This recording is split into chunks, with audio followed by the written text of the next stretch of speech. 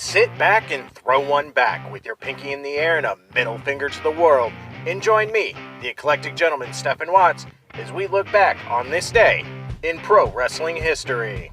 But before we do, put that drink down, like, share, and subscribe, and without further ado, let's get our wrestling history on. Ladies and gentlemen, boys and girls, children of all ages, it is November 8th, and we're going to start off as we always do on a positive note.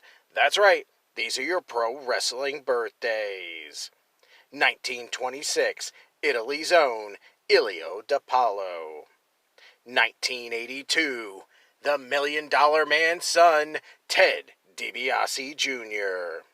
1983, former CZW Women's Champion, Chrissy Riviera.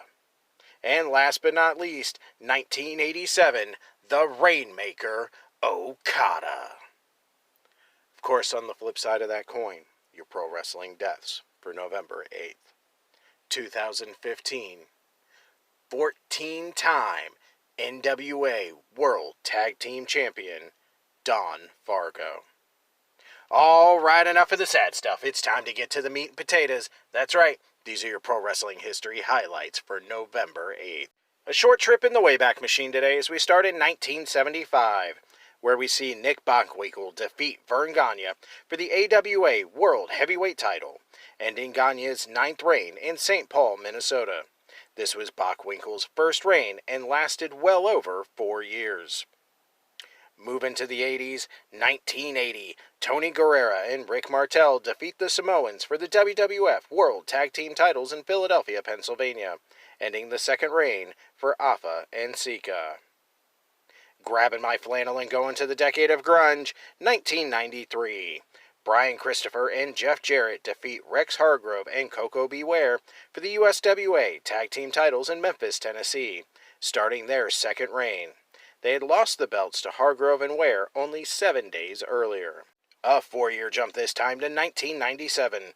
Bull Payne defeats Buddy Landel in Bardstown, Kentucky to win back the IWA Mid-South Heavyweight title, which Landel had won the night before. 2 stops in 1999. First, the New Age Outlaws defeat Mankind and Al Snow for the WWF World Tag Team titles in State College, Pennsylvania. This would be the 5th title reign for Billy Gunn and Road Dogg.